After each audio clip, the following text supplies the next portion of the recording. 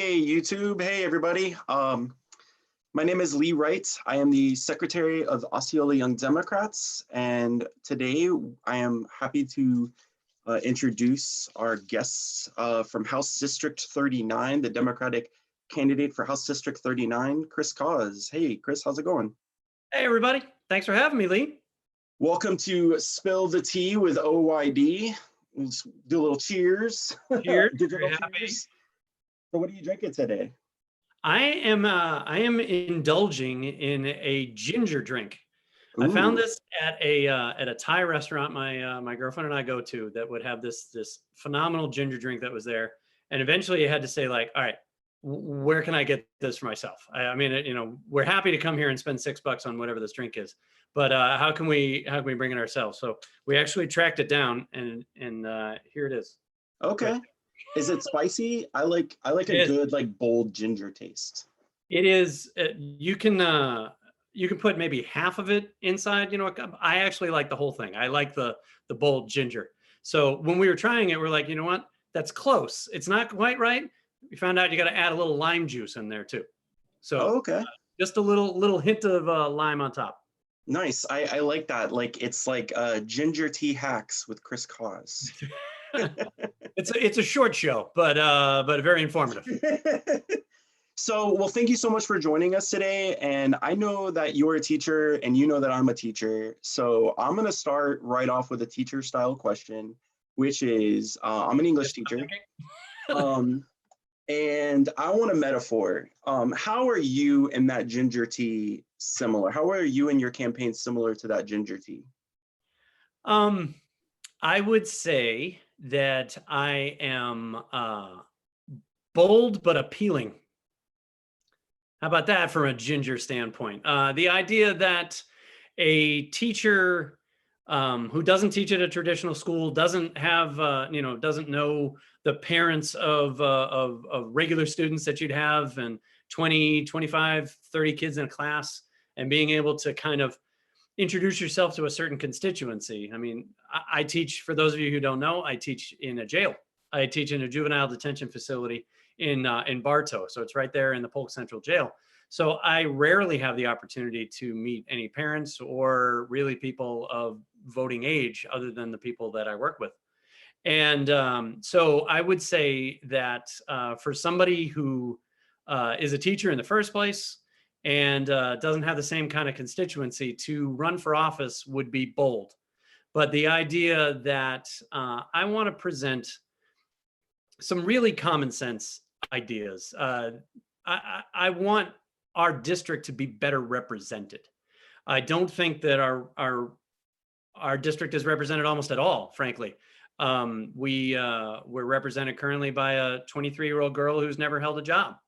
She went right from graduating from the University of Florida right into a special election for the seat that she still holds. And she presents very few bills. She doesn't speak to the media. She doesn't speak to constituents. And so the appealing part of this tea would come across in the idea that I want to engage with all the constituents in this district. We matter. We are the fastest growing area in the state and the fourth fastest in the country. And we need to be better represented in Tallahassee. So can we talk a little bit more about your district? Because I know I led with House District 39, but what position are you running for? What does your district look like? And then who can vote for you? Sure. I'm in House District 39. So it's really a diverse kind of section from a population standpoint. You've got much bigger centers like Celebration or Davenport, Championsgate, where building and people are moving in every single day in almost record numbers. The description of it is exponential growth is how they describe it. And but it's also coupled with a lot of rural farming area. You've got a lot of Polk City, and then when you go north and west in Polk City, you're dealing with just farms and agriculture, and all of those people need to be represented in the same way. Auburndale, when I was going through and canvassing in Auburndale, I would ask people their number one concern, And it was one of the same concerns that people had in Champions Gate and Davenport, and that's traffic. And so as we're growing, we're moving forward, and you're seeing in this area the stretch of I-4 that goes through District 39 is just getting filled up, and no matter how many lanes you put there on the highway, it's just going to get, those lanes immediately fill up. And so it's it's diverse in that respect. It's not necessarily racially or ethnically diverse, but it's a lot more of a lifestyle kind of diversity, where you have people that are working at Disney, they're working at Universal, and they realize that they can get a lot more house in this area than they can in Windermere, in Dr. Phillips, or maybe some other areas downtown. So they're moving to this section and getting a lot more house, a lot more bang for their buck there. So it's a great district. I love this area. It's one of those. It reminds me of where I grew up, and so that is kind of my normal, and I'm kind of providing that for my son. So you talked a little bit about canvassing and knocking on doors and campaigning, and we would be remiss if we didn't acknowledge, social distancing and the lockdown orders. So what exactly are you doing right now as a candidate to reach out to potential voters? Well, luckily I have forums like this where the Osceola Young Democrats can ask me to speak to different segments. I've had some virtual town halls, trying to speak to a lot of different groups throughout the district. It's going to be more than that. We really have no idea how long this might last. We know that people are antsy. They want to get back to work, but we can't get back to work if the threat is still out there. I mean, you can't safely go back to work and have everything come back to the way it was while we still know that threat is out there. So it's a matter of finding other creative ways. You try and really increase a lot more social media presence. I'm trying to put out either pictures or links or videos, like the TikTok one that I did with a couple of the other candidates in this area, or I guess around Florida. So it's challenging, but this is going to be a lot more. This is going to be a true test of internet capabilities and digital media and innovation. You're seeing already from the top down, the Joe Biden for president campaign is already, their rapid response team is excellent. I mean, they are pumping out video after video, commenting about that race. And I think a lot of other races down ballot are going to have to stay just as equipped. So it's a matter of planning things out and trying to, engage with people online. I mean, I know I figured out how to do the Facebook boost, and that's already been, there's so many things that had to change and improve after the 2016 election with Facebook, and they've done a lot more to safeguard who people are, to really make sure that they're not, some Russian bot, really, to be frank. The idea that you've got to go through all the different steps to prove who you are. So I've done all that, and I boosted out a post talking about getting ballot petitions.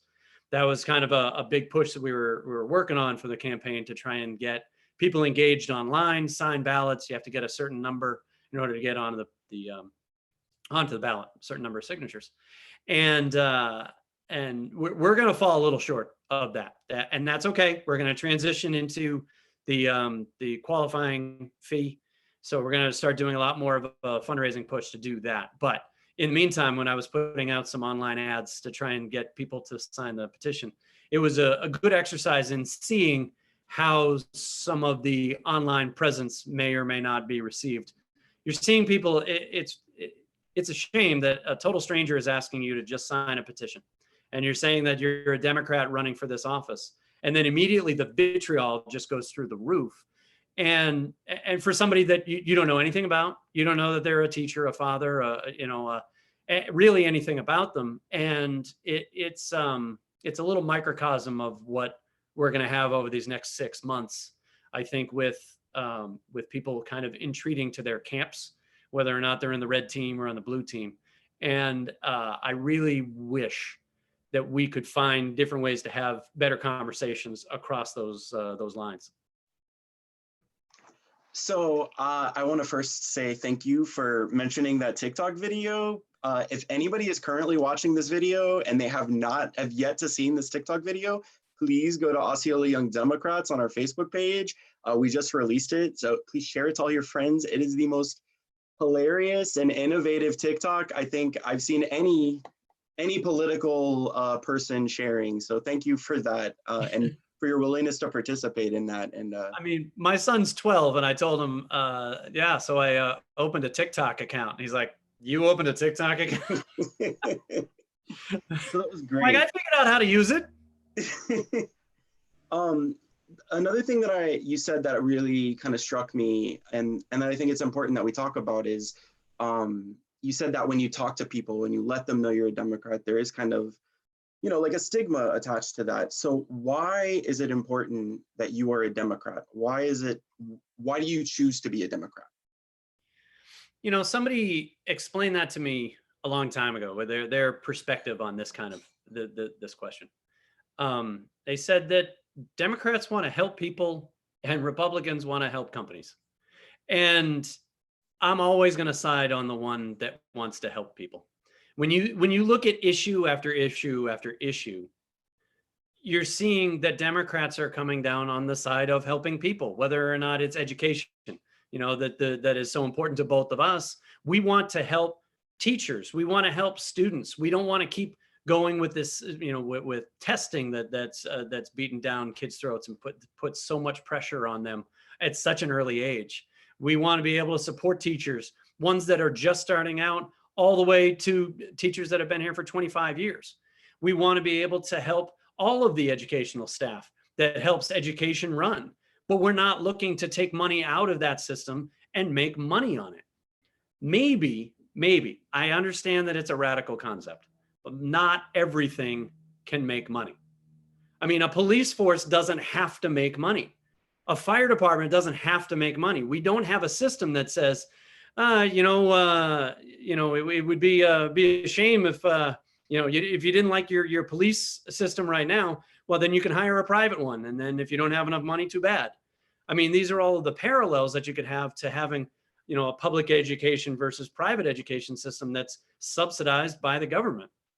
We don't want to have different systems in different areas. So I think it's important to me to be a Democrat because we want to help people. And that doesn't mean that we want to take all of the money from everywhere else and just sprinkle it down. That's not, that ends up being like these weird tropes that become pithy and easy to circulate online. That's not what we're about. We want to be able to help people succeed. Yeah, I know that when we started Osceola Young Democrats, Osceola Young Democrats is such a relative term because when we were starting it, we were thinking, people in their 30s and younger maybe, but no, it's 14 to 40. So for me, just outside. Yeah, and I'm pretty close to that too. So, but I'm a teacher and educator, and inspiring young people to learn and to be passionate and to be engaged is something that is really important to me. But that is you talked about diversity earlier, and that's a pretty diverse group, 14 to 40. Yeah. You have, people that are in school, higher education, you have parents, you have working class. So my question is, why should a young Democrat support you and your candidacy? I would say that the ideas that I'm presenting, the things that I want to concentrate on education, healthcare, and traffic, all not only support people now, but is looking beyond 2020, 2021, and looking into the future. We need to be able to support this area now. And the planning that we've had in our area in District 39 is almost non-existent. It's been handing out contracts to builders, apartment building after apartment building, business, all of these different things They were trying to bring business back into the area by, taking away impact fees that would support the infrastructure going forward. And only now are we putting those back in when we already are having so many people that have moved into town. But we need to look forward. You need all those people that in all those apartment buildings and all those houses. We're seeing that from young people who are starting their lives. If they're going to already be priced out of that market and get right into having to go to an apartment, which is already, exploded back to levels that are almost unaffordable across the board. You're seeing people that are starting out in their professions that are going to have a hard time pursuing that idea of owning a home. And then once they do find some place that they like to live, they're going to get married, they're going to have kids. Those kids are going to grow up and they're going to go to school. Those are both going to have people are going to both have cars. They're going to both need to go to their jobs. And all of those things are long-term planning. We need to look 20, 25, 30 years into the future about what we need and not just now.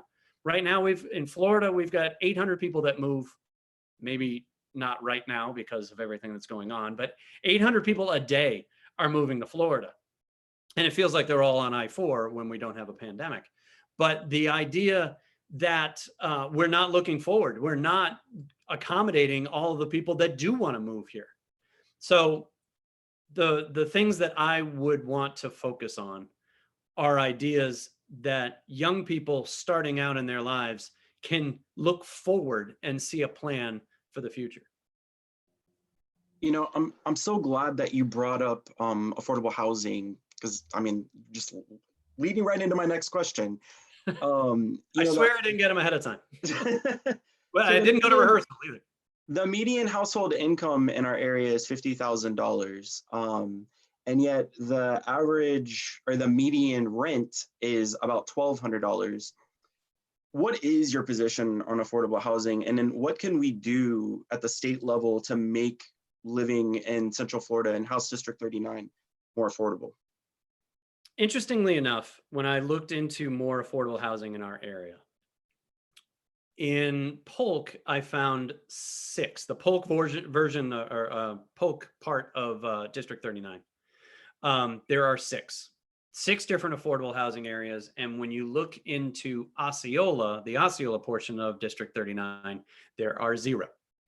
The only ones that are close are technically just north of what's in District 39. District 39, the top edge would be about 192. Route 192 right there, and it stops at Poinciana Boulevard. So it kind of goes all the way out into Four Corners and beyond, all the way out. If you imagine that line going from 192 all the way out to like Pasco County, if you can imagine that line. So that's the top line of the district to give you a sense of where we're at geographically. But there are 0 affordable housing areas, and for so much industry in hospitality, between Disney and Universal and all of the different entities that go around that, between hotels and restaurants, and you're seeing that median income is probably questionable at 50,000. And when people can't live, there needs to be more attention to that. There are ways that communities can be built where you're building up the entire community around an affordable housing option. It doesn't have to be what we think of as affordable housing with all of the negative stereotypes that go along with it. We need to be able to provide those areas and provide incentives for people who want to build them. There are people out there who do want to build those communities and want to give back to their community. And we need to be able to find more incentives statewide to be able to allow for those to be built. So what kind of incentives do you think there would be for a developer, to build affordable housing area? There are all kinds of between tax breaks, you could lessen the impact fees. Again, we had no problem lessening impact fees just to get construction back from the Great Recession in 2007 and 2008. I think of that. all of the different things. As a Gen Xer, I'm 46, so I'm thinking of all these different things that have happened in my. I've got to worry about distinguishing between the Great Recession that we have in 2007, 2008, and like, what are we going to call this now? Is this the new depression? Is this? I mean, we're trying to isolate terms, but that's kind of not what I just kind of came to me as we were talking about it. But again, we had no problem lessening those impact fees to try and bring business back. There's no reason to think that we couldn't have some of those same lessening effects on the areas that would be giving back to their communities. We, you know, if you put different, between grocery stores, between pharmacies that could come into those same areas that would be nearby affordable housing, then you're bringing in other business. You're saying that all of these businesses still have, money could be spent there. We just need people to have more money to spend there, and also to have them closer by so they don't have to travel as much if they don't have cars, if they don't. One of the things I really want to see improved is public transit. I know that's not exactly the same thing, but it is related to affordable housing, because if you have an affordable way to get to work or be able to just travel around the Central Florida more, you're going to be a lot more apt to see people thrive when they're not throttled by both traffic as well as the expenses of travel. I'm so glad that you brought up the Great Recession, or the recession of 2008, because it's like that kind of experience that we're going to need for our leaders to have, like, moving forward with what we're going to currently be dealing with and dealing with in the future. So I guess my next question would be, like, for you, what type of experience matters in an elected official? And then what type of experience do you bring to the table? Well, I moved here to Florida in 2007. So it was right as the recession was kind of moving forward. We didn't really know what was going to be happening. And then boom, it happened. And I was trying, when I first moved here, I did not have a job. It was a matter of trying to find a job amidst, one of the greatest economic declines before now, since the Great Depression. That was 2008 was when my son was born. So it was happening at the same time. I was able to find a job that, of course, did not offer healthcare because I was an independent contractor at the time. And all of these things all together give me a much greater perspective for what people are going through right now. My job now as a teacher, I have insurance. I am still teaching, so I am still getting paid. I am lucky in both of those respects. I make sure that my son has insurance as well. And so my heart goes out to every single person that has to go through this horrendous unemployment system. And you're seeing countless legislators from Florida that are spending hours upon hours of every single day trying to improve it. But you are also seeing legislators who aren't doing anything. And in a lot of ways, when you are in 5th grade, when the Great Recession hit, you might not have the same perspective or have the same experience or understand what people are going through because you haven't gone through it. And so what I would say about experience is maybe I have not held elected office before. I have followed politics for my entire life, but the life experience that I bring to the table is almost immeasurable. I have had more than one job since I graduated college. At no point have I had just one job. It's a matter of making sure that you can provide for your family. And if you've never truly known what that is like to go through, I don't think you can represent the people. You brought up, in your answer, you brought up the fact that we do have some elected officials right now that are kind of dropping the ball and not really doing anything for Floridians. I know I read recently that the House Democrats were trying to do a special session for COVID-19, and the House Republicans basically shot it down. So my follow-up question to that would be like, what should our elected officials be doing at the state level right now to help out, everyday American or everyday Floridians? How the entire how every elected official in the Florida State House Executive Committee, how they are not embarrassed by this unemployment system, I find unconscionable. You're seeing people like Anna Eskamani, who's donating her salary, her salary as an elected official, which is a part-time job. It's $29,000. But she has said in a couple of different interviews that I've seen that she does not feel comfortable getting paid while other people are not.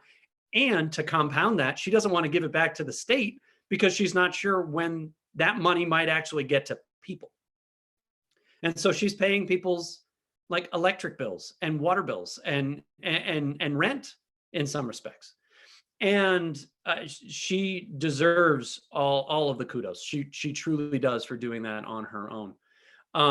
I can't understand how some elected officials aren't even bringing this up. I had to read up on the statute about having a special session, and if 20% of either body requests a special session, then it goes out to all of the members from the Secretary of State, and then privately, of course.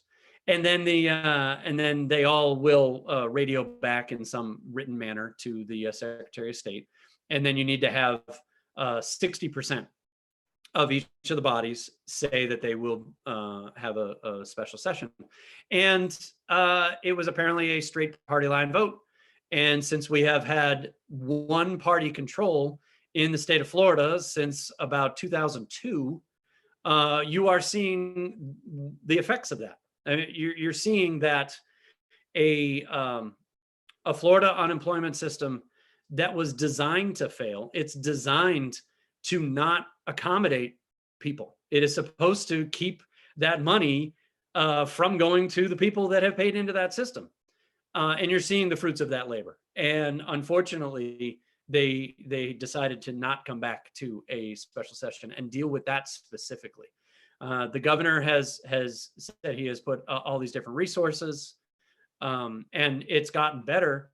But for the people who haven't received anything for 6, 7, almost 8 weeks, when you're only supposed to get 12 weeks of pay in Florida anyway, which is tied for the shortest amount in the country. It's only tied with North Carolina for the shortest duration of time in the country. That it's a system that's designed to fail, and it delivered. Kind of switching gears, because I know we could talk about, what the current legislative body isn't doing. We could probably talk for the rest of the interview about that. But, as Young Democrats, the environment is really important to us. And, earlier you were talking about how many people were moving to our county. And we talked about affordable housing. And I think it's kind of handcuffed together, how we deal with development. So what direction should the state of Florida be doing to deal with environmental sustainability with that growth? Again, it's tied. You're absolutely right. All of these things are interconnected. It's never one thing. There are so many different times where I will look out into my classroom and I'll see different ethnic breakdowns and or socioeconomic breakdowns. And it's never, I'll think about it. I'll be like, what's the one thing you can do to fix it? And there's never ever one thing. And so when it comes to the environment or protecting the environment, it comes to whether or not you value that at all, or whether or not you just say that, what business should run rampant, and the more business that we have, the more jobs will be provided. And so therefore that's got to be the number one concern. And that's what we do. Business can expand, and people can work for these companies and be able to provide for their families based on that, but not at the expense of the environment. We end up having this push and pull all the time. We need to have businesses contribute those impact fees that can then go to protecting the environment, protecting our water supply. with the amount of people that we have coming into this state, we're going to start to have a water shortage sooner than later. It's one of those things that, I was speaking with another candidate back in 2018, and she said how much she wanted to talk about water. And I was like, when you're elected, do everything you can about water, but it's not really one of those things that you go out on the trail and knock on doors and say, I'm concerned about water, because people just like, well, I turn on water and it's there, so I'm fine. But in the future, if we don't make steps now, it's not going to be there in the future. And if we're not finding different ways to control environmental disasters that are offshore, between drilling or fracking onshore, I mean, we're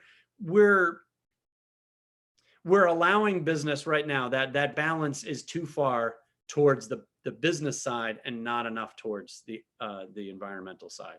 And it comes to whether or not you believe that climate change is real, which I do, whether or not you believe it's truly a threat, whether or not you believe that it's going to be a threat in 10 years, 5 years, 35, 100 years. And these are things that I wish were not tribal. I was talking with my girlfriend about the horrible shooting in Georgia that we, as a community, as a country, we're almost just finding out about in the last couple of days, with Ahmaud Arbery. And when I ran yesterday, I was posting how I don't want this to become tribal like so many other things. And it's whether or not people know what I mean by tribal. If we're saying that climate change, you have to decide that whether or not you're on the red or the blue team, or your education is about whether or not you're on the red or the blue team, we're never going to solve these problems if everybody just ignores facts because we just want to just doubt the facts. If we just doubt facts, then I don't like what those facts tell me, so I'm just going to choose not to believe them. I mean, facts are facts whether or not you believe them or not. And with the environment, it's a shame that we have retreated to those, or that some other perspectives about the environment, so it's not so bad, are given the same credence as studies that have lasted 10, 20, 25 years about how we need to do something now in order to control the effects for the future. I live in St. Cloud, and we're dealing with toxic coal ash in our backyard, and we're dealing with a road going through a split oak, and we have the water issue. So all of these are relevant to me, but I love, the thing that I love about your answer is how you're constantly thinking about how it might not be relevant to constituents in House District 39, but it's something they should be thinking about for the future. So with our current situation with COVID-19, going back to that, and kind of going back to a new normal, what should we be doing to address these issues alongside COVID-19? Like, what should be the most pressing issue right now in legislation? Some of the most interesting facts that what are we actually finding out during this pandemic? I mean, we're all probably spending so much more time. I know I am spending so much more time reading this article. We're watching news. We're watching all these other things, and things that don't get reported are how, like with the environment, there are parts of like the ozone layer that are healing. You're seeing that other parts are cooling. Parts of the globe are cooling because we're not driving, because we've had this entire, whether or not is the pandemic so dangerous in one area, but healing the planet in other areas. From a legislation standpoint, we are the sunshine state, and we are currently 12th in solar power production. How do those two things go together? How are we not number one? And it comes from whether or not you value that. And we don't have a state income tax, so you can't have the same exact tax implications, but there have got to be a lot of other incentives that we can bring. And moving forward, whether or not every new business that is built, you couldn't put solar panels on the building of every new roof. I mean, we're talking about how this boom in building and construction has happened. And trust me, drive anywhere in District 39 and you'll see it. How any one of those buildings couldn't top it off with a solar panel. You're going to be able to reduce the dependency on any kind of fossil fuel for decades to come. We need to be able to come up with those incentives. Again, I think that comes to whether or not you value those things. If you are sending representatives to Tallahassee that don't share that value, or don't think that it's important, or think that the expense is too great, that's what you're voting on. You're deciding on the now versus the future. And there are things that we can be doing. And from a legislative, environmental standpoint, that's one of the first things I would want to look at. I want to be able to find more incentives to be able to get solar power a lot more affordable, a lot more attainable around the state. As a solar power owner, all I can say is preach. I have looked into it. What was that? I've looked into it, and I've had a couple of other neighbors, and you're trying to, like, all right, well, if it's going to be X amount of dollars over 15 years, and you're trying to do the sliding scale, is it worth it? What are all the effects that come along with it? Again, if you all of a sudden start dangling some other ideas of between tax rebates or the contributions that you can make to the overall grid, these are all different things that we should be looking at. And I probably will make some solar changes in the next year or so. Well, we appreciate your time. I do have a couple more questions, and I appreciate how much into the weeds you went into some of your answers on policy. I like details. I don't know if it comes from when I followed sports so much. I like knowing that this guy bats .320 versus this guy who steals 50 bases versus this guy who hits 43 home runs. I don't know whether that's where it comes from, but I think, I think it's more important to be able to get into these subjects. I also would love to be able to have these conversations with people who have a different perspective. So I think the more often that we can have conversations with people who have different perspectives, then the better off we all would be. So taking a step back from the more serious questions, and I love how you're showing off your personality and all of your answers. I have to remind people about your TikTok video. And one of my favorite things about your TikTok video was your song selection. I'm not even going to say what it is, just because, okay, we're in this new normal of production that I'm trying to hype it up. If you could choose any song to represent your campaign right now, what do you think the song best represents your campaign? Yeah, I did. That song that I chose there for the TikTok video was, it was one of those things where I was trying to think of a song, and you try and open up your mind. You're like, all right, what's, you try and think of, and that one just kind of hit me, and I was like, yep, that's it. And I just immediately went to making sure that I had it in iTunes and I could put it in iMovie. And which song would be best for my campaign? I go back and would it be something like, now, you know what? I'll go with that. Oh, it's Lenny Kravitz's "Are You Gonna Go My Way?" It's such a good song, and it fit into your TikTok so well, which I highly recommend because it shows off your personality. We have, the District 39 has 39,000 registered Republicans, 32,000 registered Democrats, and 31,000 non-party affiliated. And so many people want to tell me all the time, they'll be like, oh, Polk, huh? That's going to be tough. Well, Osceola is almost 2-to-1 for Democrats. So that kind of goes into that area of, and they've, Osceola portion of District 39 has been reliably blue. But it's asking whether or not these other people that are throughout the district might want to just have a different look. Could you look at things a different way? Could you get a different perspective? And maybe it challenges what you think of right now, but maybe you could go my way. That's such a great segue. And I'm going to segue into my last question, which is, you talked about House District 39, Osceola, it being celebration. And then I'm kind of unfamiliar with your Polk side. So my last question is, what are some of your favorite places to spend time in your district?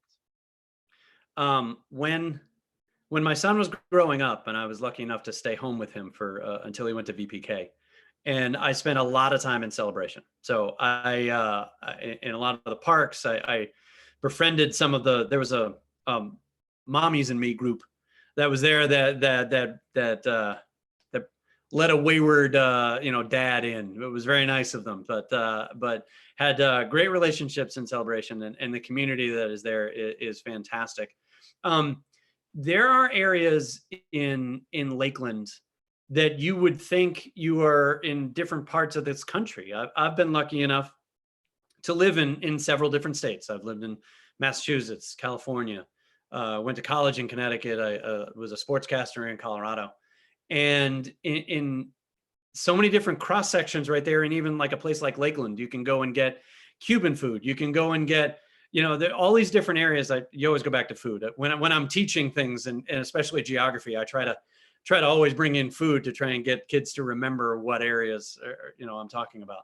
So I naturally am kind of going to food to talk about some of my favorite places. There are parts of Auburndale that you'll see as you're looking over the water, or Winter Haven, all these different lakes that you can have an opportunity to spend a day in once we can actually spend a day outside safely.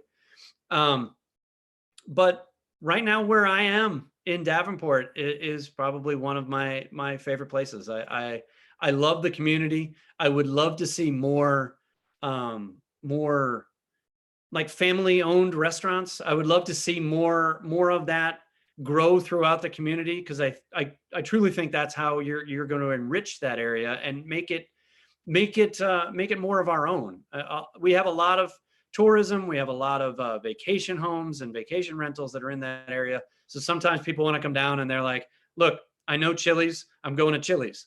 But at the same time, I would love to see that offset by some other, bakeries or Italian restaurants or anything really all the way around, and have smaller businesses. But, we're the number one growing area in the state for a reason. And it's because it's a great place to live. And I love that you mentioned small businesses. Osceola Young Democrats, we've been recently trying a new format where we shout out to small businesses on Tuesdays. So shout out to our local small businesses hanging in there. Support your small business. That's right. If you have an small restaurants that are struggling, you have an opportunity now to be able to get a gift card, or if the restaurant that you're at is not open, or they're just doing takeout, try and find a time if you're able, from a cost money standpoint. If you can, please do. These businesses need that kind of support.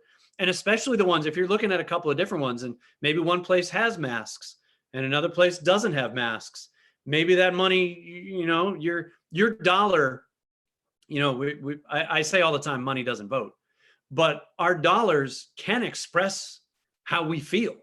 And if your dollar wants to go to some place that supports more of the ideas that you agree with, that's your right. That's how money in this process is supposed to go.